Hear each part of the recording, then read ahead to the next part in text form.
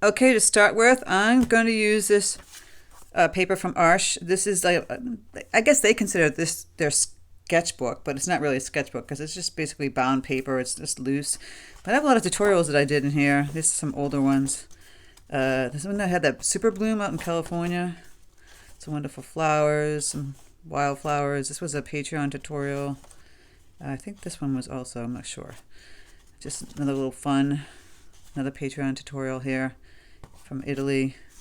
I think another one here. And then one fun one we did flowers recently. I think it's on YouTube here. And so guess what? I usually have tons of these flowers in my yard this time of year, the daylilies. But not this time. I only had a few. I don't know. We had the gardens kind of ramped up and fixed, but sad little guy. We have one. One or two. I don't know what happened. And it's kind of on its last leg. So this is similar, kind of in the vein of this, very loose, right? This could almost be a daylily if you just change the color. And when you think of daylily, they look like a star, right?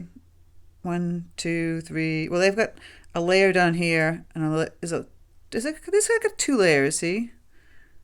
So here on the bottom, you have six petals, and then you got 2 on top, right? And then you have the stamens. Well, actually, there's 3 kind of curled up in here, and then the ones that haven't opened yet, right? So, when I do abstract or loose flowers like that, I don't really draw it, but if you feel free, think of a star and see how these curve back. They kind of go up and over and down. I got a pencil and up. This is a curly key one, up and over, but it's like this in a V. See, I'm drawing that V. And there's the stem. You can draw something for a guide. I'm just using a pencil, and you don't have to follow to the T where the pencil is. Here's the other one, and then there's the stamens coming up here. See? Just go look at flowers you have outside in your yard. I know you've got them, right? And the orange is kind of meh, dull. We're going to make it more fun. Just kind of going like that. And we could add another one here or 2. I could put this down here so you can see again. But then you got to choose which brush you're going to use, right? I could use my flat wash brush, which I love because it gives me kind of a loose feel when I'm painting. And it's kind of like you have to struggle to use this one, and you're not used to it. I use it this way and that way and on the side like this. This one is the simple one. Everyone's going to use this. You're going to do the simple leaves. I think when you use something like this, you're really forcing yourself to kind of be more creative. And you can go in afterwards with a round brush like this number 12 Aqua Leaf from Princeton. This is the Velvet Touch series flat wash brush, 3/4 inch. But I love this brush to play with that. And I always use holbein paint unless I specifically tell you I don't. I love it for the pigments. So you can use an orange color from Holbein. They make it brilliant orange, and it is brilliant. See how bright that is. But it's a little maybe sometimes too bright. So then you grab your cadmium yellow deep, which is also very bright. Grab some more water. Look at all that wonderful bright pigment. And a little bit of this color called cadmium red light. Oh, look, we have the actual color. I dip my brush in water again. It's hard to see the water and the paint and everything. I would have to zoom back out, and then you get a smaller sense of seeing this, unless I have a smaller cup here, which I could have done. But I use bigger cups. So then we've got this really loose consistency of paint, right? There's a lot of water here. I'll even grab more water. And when I say consistency, so it mimics like coffee, tea, cream. So when you think of those actual liquid beverages, you add water to it to make it seem like that. So if it's really, really loose and light, it's tea. As you add more paint, it becomes coffee, milk, cream, butter. You get it? Butter's like right out of the tube, what I squeeze out here. Now, some of this I squeeze out, and some of it's already been sitting here, and I just spray it and activate it with a little spray bottle. So this is all a matter of twisting the brush, right? Coming up, I'm holding it kind of on its side like this, up and twist, turn. Look at that. Now let's switch sides, up, twist, in slow motion, turning, and woo. I don't like to go super slow because then it's like struggling to make it look kind of abstracty. And I'm gonna go up over here, and that's very wet. Twist again. You're just twisting the brush. You didn't really need to draw this. Look at that, daylily. It's magic. And then there's a little one out here. And then you can kind of take the brush, twist it, to pull it down like that. Now, that's pretty wet, right? We use that wet, soupy watercolor. Now you could take some more paint, this red, add it to some of the paint here. Now see how thicker that is? Wet on wet means it's wet paint and you're adding wet paint to it, right? That's the technology, that's the technical term for that. And you can see you have some like kind of deeper reds on the sides, orangey red. So you can kind of tap some of that on the side. If it's too wet, you always can tap it on a paper towel close by. Just tapping that color on the edge here. Look at that. Kind of cool. There's some veins happening in there. This is where a fun thing like this comes into play. A credit card. Scrape. And what happens is you're scraping the veins. See, going along the shape of those wonderful petals I did. The paint will seep into it. And then it already creates the lines without painting it. Just goes right into the paper. If you want white scrapes, you have to wait till it's damp, not wet. When it's almost dry, then you scrape it, and then you can get like a birch tree. I've done demos on this all over my YouTube. Go check it out. So that's the simple premise of that flower, right? Kind of looks a little boring to me. I am going to change it up a little bit. Add another little petal here or two. And now for the green, these guys aren't open yet, right? Gonna remove some of this paint with my paper towel so you can see. And simple with the green, I will take that yellow again. I like this color, Prussian blue. Some people call it controversial because it's, you know, will it last 1,000,000 years? No, it's not life fastness.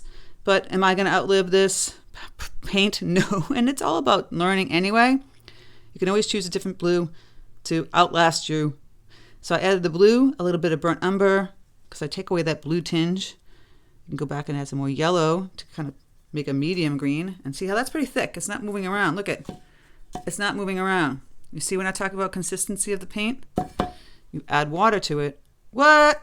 The moving around. See that? See how magical that is? Add more water. Well, that's definitely tea. But that is not. That was kind of like cream, right? So here's the tea consistency. Hold it on its side, push down, like that. Connect it here. Connect. And now you see you got this unopened one. Just kind of push down a little more, or kind of go swoop and swoop, like that. That kind of like, so get the little buds. And there's another one there, a little bud. Look at that. And you can have the little side buds. I don't have the leaves in there. That's our simple little daylily. You do have the stamens, we didn't do that. You can use the same brush. Well, this is when you go in and have fun and grab a little liner brush. Liner brushes are great for grasses and super great detail. So this is great brush for that. And I'll grab that cadmium red light, maybe a little bit yellow. Get that deeper reddish orange. And we can go up like this and use a little stamen. They don't really have a, well, they have a little, not a ball at the end, like a little line. And mine's a little brown if you know, you can be technical about it. A little bit of burnt sienna. Go up here from the center. I might just grab more red.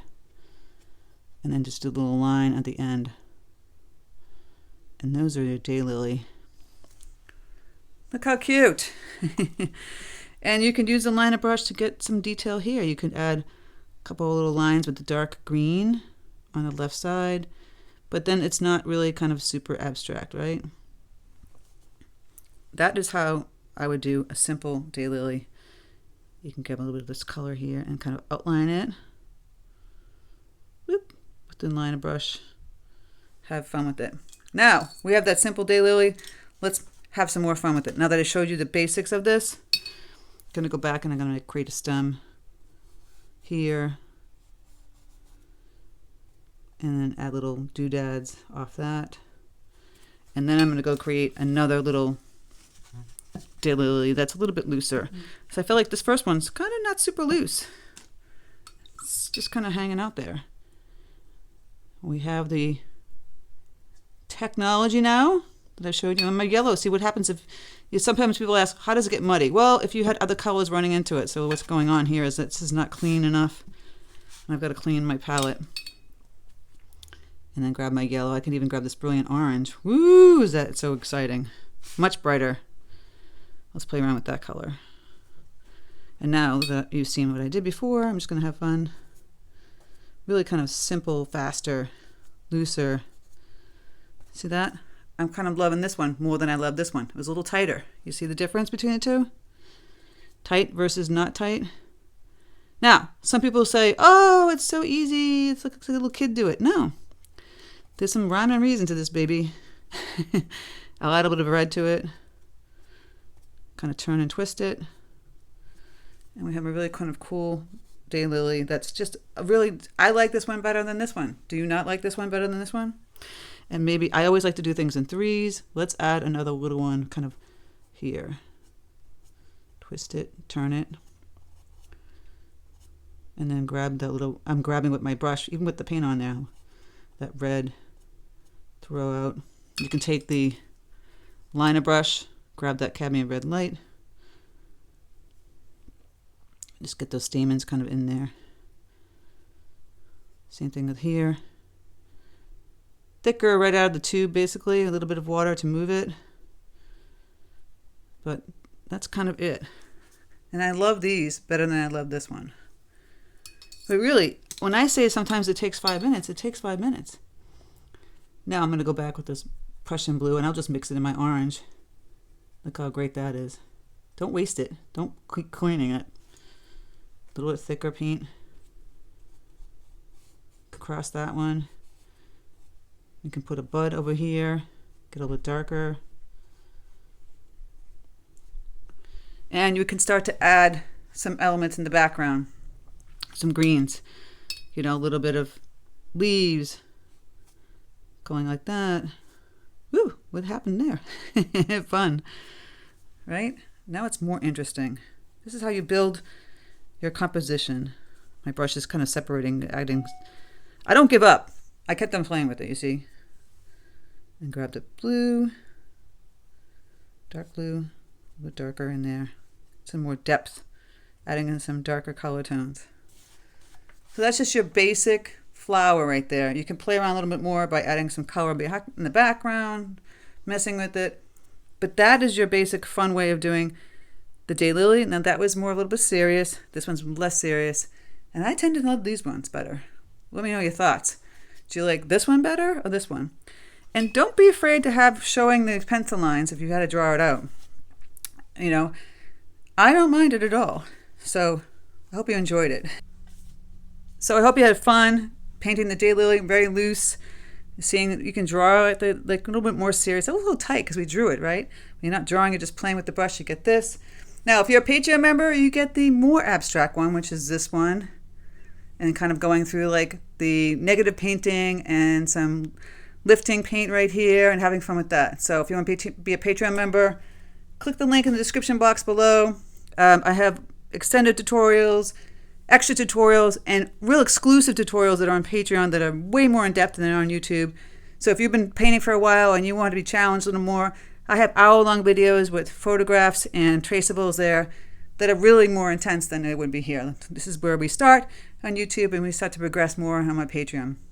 And it really helps support me, which I really appreciate. Thank you so much. So I hope you have a fantastic time painting a daylily. Go look in your yard for flowers and have fun with it. Take care and I'll speak to you soon.